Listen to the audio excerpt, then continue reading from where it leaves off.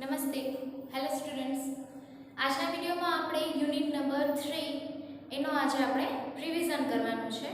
તો સૌપ્રથમ તમારી પાસે પાઠ્યપુસ્તક, પેન અને પેન્સિલ હોવા ફરજિયાત છે. યુનિટ નંબર 3 છે ફોટ એન્ડ વન, મતલબ કે લડ્યા અને જીત્યા. એમાં છે એક્ટિવિટી નંબર 1. એક કાવ્ય જે છે એને અનુરૂપ કેટલાક તમને પ્રશ્નો પણ પૂછાયેલા છે, એટલા માટે આપણે કાવ્યનું પાછું એકવાર રિવિઝન કરી લઈએ. હવે એમાં આ કાવ્ય જે છે એમાં એક વ્યક્તિની વાત કરેલી છે. વ્યક્તિનું નામ છે મદન મંજૂર. હવે મદન મંજૂર જે છે એ પોતે બોર્ન એટ જનકપુર, મતલબ કે જનકપુરમાં પોતે જન્મ્યા. સ્ટડીડ એટ જ્ઞાનપુર, જ્ઞાનપુરમાં પોતે ભણ્યા. વર્કડ એટ કર્મપુર, કર્મપુરમાં પોતે કામ કર્યું, નોકરી કરી. મેરિડ એટ જીવનપુર, જીવનપુરમાં પોતે પરણ્યા. ફેલ ઇલ ઓન ફ્રાઈડે, હવે પોતે શુક્રવારે પોતે બીમાર પડ્યા. એના પછી એડમિટેડ ઓન સેટરડે, શનિવારે પોતે એડમિટ થયા કે એમાં દાખલ થયા હોસ્પિટલમાં. વોર્સ ઓન મંડે, જો આમાં વચ્ચે સન્ડે ક્યાંય આવતું નથી, એટલે એવું નહીં વિચારવાનું કે ચલો ફ્રાઈડેથી ચાલુ કરીએ તો મંડે વચ્ચે આપણે નથી લેતા, સન્ડે આપણે વચ્ચે પાછા લઈ લઈએ છીએ, એવું નથી વિચારવાનું. વર્સ ઓન મંડે, એમની વધારે તબિયત ખરાબ થાય છે સોમવારે. ડાઇડ ઓન ટ્યુઝડે, મંગળવારે પોતે મૃત્યુ પામે છે. ક્રેમિટેડ ઓન વેનસડે, બુધવારે પોતે એનો અંતિમ સંસ્કાર થાય છે, એની અગ્નિદાન એને દેવાય છે. This was the story of Madan મંજૂર. આ જે સ્ટોરી હતી, આ જે આખી કહાની હતી, વાર્તા હતી, એ કોની હતી? મદન મંજૂરની હતી. હવે નીચે તમને એક એક્ઝામ્પલ આપેલા છે, એ પ્રમાણેના તમારે એમાં જે શબ્દો જે છે એ લખવાના છે. તો હવે આમાં જેટલા પણ વર્બ જે છે એ કેવા છે? ભૂતકાળમાં આપેલા છે, કેમ કે એની આખી સ્ટોરી છે એ હવે મૃત્યુ તો પામી ગયા, હવે પાછા જીવતા તો થવા નથી, એટલા માટે એની જે આખી સ્ટોરીના જેટલા પણ શબ્દો છે એ કેવા છે? પાસ્ટ ટેન્સમાં આપેલા છે. હવે નીચે studied, worked, married, admitted, died, cremated એવા અલગ અલગ વર્બ્સ આપેલા છે. એના પછી મંડે, તો Tuesday, Wednesday, Friday and Saturday. એના પછી છે જનકપુર, તો બીજા ગામના જે નામ છે, જેમ જ્ઞાનપુર, કર્મપુર, જીવનપુર, એવી રીતે. અને બાકી રહેતા જે શબ્દો છે, જેમ કે બોર્ન, ફેલ, સ્ટોરી, મદન, મંજૂર, વર્સ, એવા જે બધા છે એ આમાં લખવાના છે. હવે એના પછી છે એક્ટિવિટી પેજ નંબર 29 અને એક્ટિવિટી નંબર 2. હવે એમાં જે એક્ટિવિટી નંબર 2માં ખાલી એક રમત રમવાની હતી કે Aamir played cricket, Jaya sang a song. તો Aamir says I played cricket, એને સંવાદમાં ખાલી તમારે ફેરવવાના હતા. હવે છે એક્ટિવિટી નંબર 3, જેમાં વાલિયા લૂંટારાની આપણે આખી જે વાર્તા છે એ સાંભળવાની છે. કે વાલિયા લૂંટારો જે હતો એ પોતે બધાને લૂંટવાના કામ કરતા, જંગલમાં પોતે રહેતા હતા, અને જે પણ ત્યાંથી મુસાફર પસાર થાય, યાત્રી કોઈ પણ પસાર થાય તો એને પોતે લૂંટી લેતો હતો, અને એના જેટલા માલ સામાન, જે પૈસા ને બધા હતા, દાગીનાને, એ બધા લૂંટી લેતા. હવે એ કોઈ એ જે કામ કરતા એ કોઈ પુણ્યનું કામ તો હતું નહીં, એટલે જ્યારે એકવાર ત્યાંથી એક નારદ મુનિ ત્યાંથી પસાર થતા હતા, ત્યારે એને પણ એવી રીતે જ કહે છે કે ભાઈ તમારી પાસે જે પણ કાંઈ સામાન હોય મને આપી દો, કેમ કે હું તમને લૂંટવાનો છું. એટલા માટે નારદ મુનિ એને ખાલી એક જ સવાલ કરે છે કે ભાઈ તું જે કામ કરે છે એમાં તારા પરિવારજનો જે છે એ તારા સાથી બનશે, તારા કર્મને મતલબ પાપ જે કરો છો એમાં ભાગીદાર બનશે? એટલે વાલિયા એમ કહી દે છે કે હા, એમાં શું, હું બધું આ એમના માટે તો કરું છું, એટલે એ પણ મારી સાથે પાપના ભાગીદાર બનશે. ત્યારે એને નારદ મુનિ સમજાવે છે કે પાપમાં કોઈ પણ ક્યારેય ભાગીદાર બનતું નથી, આપણા કોઈ પણ કર્મમાં કોઈ પણ ક્યારેય ભાગીદાર બનતું નથી. એને કોને ભોગવવા પડે? જેણે કરેલા હોય એને જ ભોગવવા પડે. એટલા વાલિયો જ્યારે આ વાત નથી માનતો ત્યારે નારદ મુનિ એને કહે છે કે ભાઈ તું ઘરે જઈને પૂછી આવ, જો કોઈ પણ તને હા પાડે તો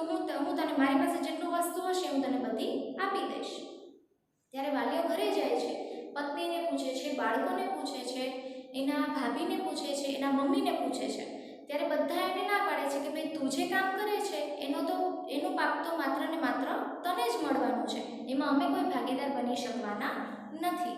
ત્યારે વાલીઓ પોતે શું કરે છે, એને આત્મજ્ઞાન થઈ જાય છે, મતલબ એને સમજ પડી જાય છે કે ભાઈ આ વસ્તુ મારે કરવી જોઈએ નહીં, મારે કોઈ પણ લોકોને દુઃખી કરવા જોઈએ નહીં અને મારે આ બધી વસ્તુ છોડી દેવી જોઈએ. અને પછી જ્યારે એની એડવાઇસથી પોતે જ્યારે પોતાનું જીવન આખું ચેન્જ કરી નાખે છે ત્યારે આગળ જઈને આ જે વાલીઓ લૂંટારો જે હોય છે એ ઋષિ વાલ્મીકી બને છે, જેમણે રામાયણની રચના કરી છે. હવે આમાં જ્યારે વાલિયાની આપણે આખી જે વાર્તા લખેલી છે એમાં તમને અલગ અલગ ઓપ્શન આપેલા છે કે ભાઈ એમાં વોઝ આવશે કે વોર આવશે કે લીવ આવશે કે લીવડ આવશે. તો આ આખી વાર્તા જે છે એ કેવી છે, ભૂતકાળમાં છે, એટલા માટે બધા ભૂતકાળના જ શબ્દો આવશે. જ્યારે આપણે જોયું હતું જેમાં Valiyo was a robber, he lived in a forest, he looted people, so people were, કેમ કે લોકો છે એટલા માટે બહુવચનમાં આવશે. People were afraid of him. His family were નહીં આવે કેમ કે ફેમિલી પરિવારમાં એક સભ્ય પણ રહેતું હોય, બે રહેતા હોય કે 12 રહેતા હોય કે 14 રહેતા હોય, કેટલા પણ હોય, પણ એ કેવું ગણાશે, માત્ર એક જ પરિવાર. તો પરિવાર એક જ છે, સભ્યો ભલે ને એક રહેતા હોય કે 50 રહેતા હોય, પણ એ માત્ર એક જ પરિવાર છે એટલે ફેમિલી વોઝ આવશે. His family was not happy with him. Once Narad Muni passed through the forest, his advice changed Valya's life. Valya the robber became Valmiki the saint, मतलब के संत बनी जाए છે પોતે. He wrote the Ramayan. wrote એટલા માટે કેમ કે લખી, એટલા માટે wrote આવશે. હવે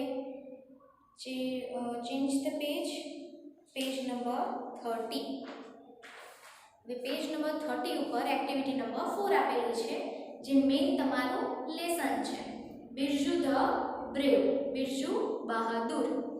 હવે એનો આપણે સંક્ષિપ્તમાં આખું જોઈ લઈએ. આમ તો જ્યારે આપણે ભણાવેલું હતું, જ્યારે પાઠ ચાલતો હતો ત્યારે જ આપણે એની માહિતી પૂરેપૂરી લીધેલી છે. હવે એક નાનકડું એવું વિલેજ હતું જે ઘણા માઉન્ટેન્સની, ઘણા પર્વતોની વચ્ચે આવેલું હતું. એ વિલેજનું નામ હતું, એ ગામનું નામ હતું સુરજપુર. ત્યાં ઘણું એવું મોટું ફોરેસ્ટ પણ હતું અને આ જે સુરજપુર જે ગામ છે એની આજુબાજુ ઘણું એવું મોટું જંગલ પણ હતું. હવે સુરજપુરના જે વાસીઓ બધા હતા, મતલબ કે જે લોકો હતા, એ ખૂબ જ ખુશીથી ત્યાં રહેતા હતા અને એ લોકો પોતે ત્યાં કામ કરતા અને પોતાનું અનાજ પણ ત્યાં ઉગાડતા હતા અને એમ જ પોતાની જિંદગી પોતે જીવતા હતા. હવે બિરજુ એક જુવાન છોકરો ત્યાં રહેતો હતો સુરજપુરમાં. એ પોતે ઘણો લાંબો એવો હતો, પોતે દેખાવડો પણ હતો અને એ ઉપરાંત પોતે વેલ્ધી, મતલબ કે સંપત્તિવાન, ધનવાન પણ પોતે ખૂબ હતો. પણ એ પોતે બ્રેવ, મતલબ કે બહાદુર હતો નહીં. એ એક નાનકડા એવા ઉંદરથી પણ, ઇવન એટલે પણ, એનાથી એક નાનકડા ઉંદરથી પણ પોતે ડરી જતો હતો. અફ્રેડ એટલે ડરી જવું. હવે એ ક્યાંય પણ પોતે રાતના સમયે જતો નહીં કેમ કે એને શું લાગતી, બીક લાગી જતી. હવે જે બાળકો હતા એ બધા એને ટીઝ, મતલબ કે ચીડવતા હતા. શું એને ખીજવતા હતા કે બિરજુ ધ કાવર્ડ, મતલબ કે સાવ ડરપોક છે. બિરજુ તો અવડો મોટો થયો તો પણ સાવ ડરપોક જ છે. એક વખત વિલેજના સરપંચ જે છે, મતલબ ગામના જે સરપંચ છે, એમને એક નોટિસ, મતલબ કે એક ચિઠ્ઠી એને ડેકોઇટ્સ એટલે કે ડાકુઓ તરફથી એક ચિઠ્ઠી આપવામાં આવે છે, એને મળે છે એને એક ચિઠ્ઠી. અને એ ચિઠ્ઠીમાં શું લખેલું હોય છે, ડાકુઓ લખેલા એમાં લખેલું હોય છે ડાકુઓએ કે આજે રાત્રે અમે ગામમાં પ્રવેશી રહ્યા છીએ. તમારા જેટલા પણ ઘરેણાં, ઓર્નામેન્ટ્સ મતલબ કે ઘરેણાં, અને મની મતલબ કે પૈસા જેટલા પણ હોય એ બધા તૈયાર રાખજો. હવે આ સાંભળીને, આ જોઈને જે સરપંચ જે છે એ પોતે બધા ગામવાસીઓને બોલાવે છે અને એમને આ નોટ પણ બતાવે છે કે જો આવી એક ડાકુઓ તરફથી એક ચિઠ્ઠી આવેલી છે અને આજે રાત્રે આપણા ગામ ઉપર હુમલો થવાનો છે. હવે કેટલાક વિલેજર્સ એને અટેક કરવા માંગતા હતા, એની ઉપર હુમલો કરવા માંગતા હતા. કેટલાકે એમ કીધું કે આપણે એને પાડવા જોઈએ. હવે એવું બધું સાંભળતા હતા ત્યાં બિરજુ પણ ત્યાં હાજર જ હતો. હવે બિરજુ ત્યાં ઊભો થાય છે અને બોલે છે. શું બોલે છે કે ભાઈ સર, કોઈએ ડરવાની જરૂર નથી. અહીંયા સર કોને કહે છે? સરપંચને. કે ભાઈ સરપંચ, તમારે કોઈને ડરવાની જરૂર નથી. કેનાથી? ડાકુઓથી. હું તેમને એક પાઠ ભણાવીશ. પાઠ મતલબ કે એને સબક શીખવાડીશ કે ભાઈ આવું કોઈએ કરવું જોઈએ નહીં. Page number 31. હવે બધા વિલેજર્સ છે એ હસી પડ્યા. કેમ હસ્યા? કેમ કે ભાઈ જે એક નાનકડા ઉંદરથી પણ ડરી જતો હોય એ બિરજુ પોતે કઈ રીતે આ ડેકોઇટ્સ મતલબ કે ડાકુઓથી કઈ રીતે સામનો કરી શકશે? હવે સરપંચે એને એમ કીધું કે શું તું સાચું કહે છો? તું એ લોકોને લેસન કરાવીશ, મતલબ કે એ લોકોને પાઠ ભણાવીશ, તું એને શીખવાડીશ? કેમ કે બિરજુ, તને ખબર છે કે તું એક નાનકડા ઉંદરથી પણ ડરી જા છો, તો આ બધા તો કેવી રીતે તું આ કામ કરી શકીશ? હવે બિરજુ એમ કહે છે કે બીજું કંઈ જ નહીં, તમે મને એક 10 એકદમ સ્ટ્રોંગ યંગ મેન આપો, એકદમ જુવાન એવા શક્તિશાળી મને 10 માણસો આપો. મારી પાસે એક યુક્તિ છે, એક પ્લાન છે મારી પાસે. હવે સરપંચ એની સાથે એગ્રી થાય છે, મતલબ કે સંમત થાય છે અને એને 10 એવા માણસો આપે છે. હવે સનસેટ પછી, સૂર્યાસ્ત પછી બિરજુ અને તેના ફ્રેન્ડ મતલબ કે જે 10 માણસો જે હતા શક્તિશાળી એ લોકો પોતે ક્યાં ભેગા થાય છે? ગામના પાદરે, મતલબ કે ગામનો જે બધો મેઇન દરવાજો હોય છે એની પાસે જ બધા ત્યાં ભેગા થવાનું નક્કી કરે છે. હવે ત્યાં એમની સાથે પોતે શું લઈ જાય છે? એક bundle of wires and sticks, દોરીઓ, જાડી એવી દોરડાઓ જે હોય છે એનું આખું એક બંડલ લઈ જાય છે અને લાકડીઓ, સ્ટિક્સ, એનું પણ આખું એક બંડલ પોતે લઈને ત્યાં ભેગા થાય છે.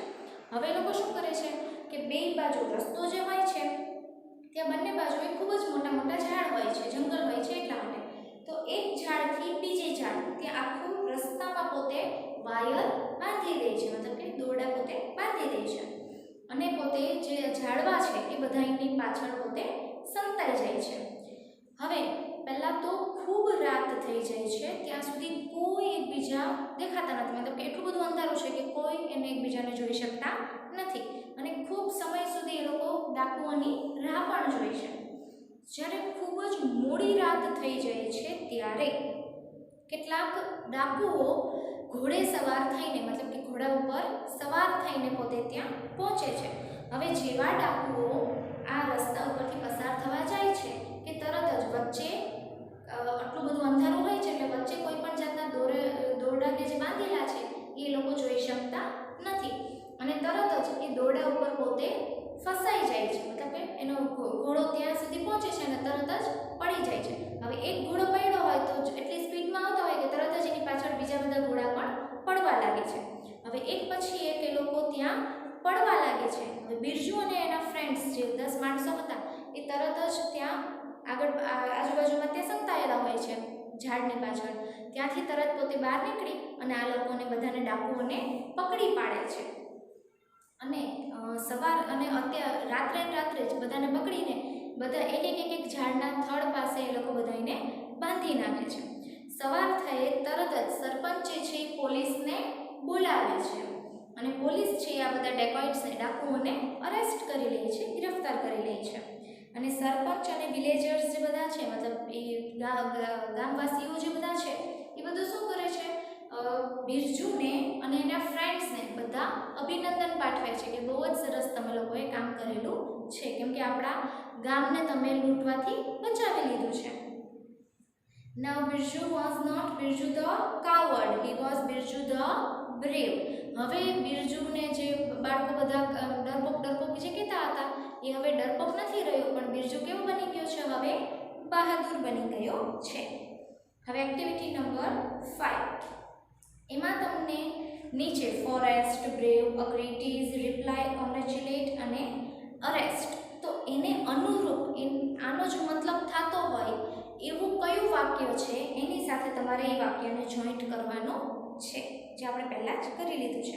જેમ કે ફોરેસ્ટ એટલે full of trees, brave Jagriti went to the doctor at night, agree મતલબ કે નેહા રિપ્લાઇડ યસ, ટીઝ मतलब कि Anjali called Lata laddu, reply Rakesh answered the question, congratulate Jayesh won 100-meter race, અને અરેસ્ટ મતલબ કે the police caught the thief. એના પછી page number 32. એમાં તમને કેટલાક શબ્દો આપેલા છે એ હું બોલી જાઉં છું, તમારે માત્ર સાંભળવાના છે. હેવ અ પ્લાન, એની નીચે tall and handsome boy, a very small village, late at night, teach a lesson. સામેની side bundle of books, received a note, fell down to the ground, was afraid of, અને લાસ્ટમાં છે worked hard. એના પછી છે નીચે તમને 10 વાક્યો આપેલા છે.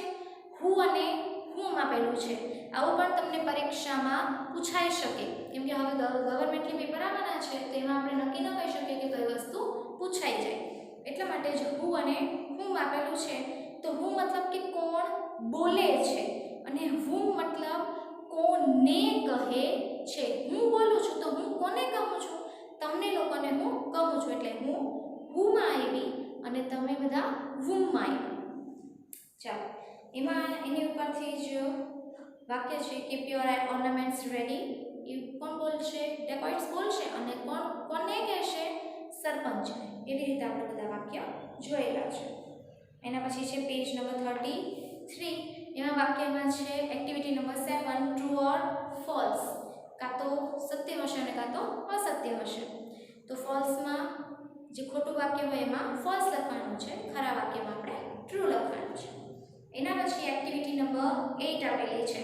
હવે જ્યારે પણ એક્ટિવિટીમાં તમને ક્રમ પ્રમાણે, ઘટનાક્રમ પ્રમાણે તમને ગોઠવવાના આવે ત્યારે ફરજિયાતપણે જે પણ આપેલા છે જેટલા વાક્ય એ એક વખત બધા વાક્ય તમારે વાંચી જવાના અને એના પછી જે ઘટના આપેલી છે એ ઘટના તમારે મગજમાં એકદમ યાદ કરવાની કે ભાઈ કયું ઘટના પહેલાં બની હતી, એના પછી શું બનેલું હતું, એના પછી શું આવ્યું હતું. એ બધું તમે ક્રમવાઇઝ યાદ કરતા જશો એટલે તમને યાદ આવતું જશે. એટલા માટે તમને ભૂલ નહીં પડે કે આડું અવળું વાક્ય તમારું ન થઈ જાય. કાં તો પહેલાં સીધો બિરજુ બ્રેવ થઈ જશે અને પછી છેલ્લે પાછો કાવર્ડ થઈ જશે. એવું થાય નહીં, એનું ધ્યાન રાખવું. એના પછી છે પેજ નંબર 34. પેજ નંબર 34 એમાં એક્ટિવિટી નંબર 9 આપેલી છે. તો એ તો તમે સબ ઇઝી છે કે તમને એકદમ ઝાંખા એવા લાઇટ એવા અક્ષરોથી તમને લખેલું છે એની ઉપર જ તમારે ચિતરવાનું છે, મતલબ એની ઉપર જ તમારે ઘૂંટવાનું છે. Birju caught the dacoits in Surajpur. Some dacoits sent a note to the village Sarpanch day before yesterday. It was about the robbery. Sarpanch and villagers decided to fight with them. A young boy, Birju, with 10 young strong men took the challenge. Samini said, they tied, T-I-E-D, tied wire to the trees across the road. The dacoits came on horseback. They did not see the wires, so they fell on the ground. Birju and the young man caught them. Police arrested the dacoits. Birju became the hero of the village. હવે નીચેના શબ્દો છે એ મેં તમને કીધું હતું જ્યારે આપણે લખેલા હતા શબ્દો ત્યારે કે આ શબ્દો માટે આવી રીતે જ્યારે તમે બુક રાખો છો અને મારો જે હાથ છે એવી રીતે તમારે ત્યાં મિરર રાખવાનો છે, અરીસો રાખવાનો છે. તો તમે આનો જે પડછાયો છે એ તમે મિરરમાં સાફ એવી રીતે જોઈ શકશો અને તમે જોઈ શકશો કે એમાં કયા શબ્દો લખેલા છે. તો trap, ground, attack, horseback, behind. બાજુમાં છે ઓર્નામેન્ટ્સ, ટુનાઇટ, ડેકોઇટ્સ, ફોરેસ્ટ અને ક્રોપ એવી રીતે લખેલા છે. Now turn the page and page number 35. Activity number 10 આપેલી છે. એમાં તમને એક નાનકડી એવી કાવ્ય આપેલી છે અને એ કાવ્ય તમારે વાંચવાની છે, માત્ર વાંચવાની છે, બીજું કંઈ જ નથી. અને આની સાથે જ આપણે આપણો યુનિટ નંબર 3 જે છે એનું રિવિઝન પૂર્ણ કરીએ છીએ. આવજો.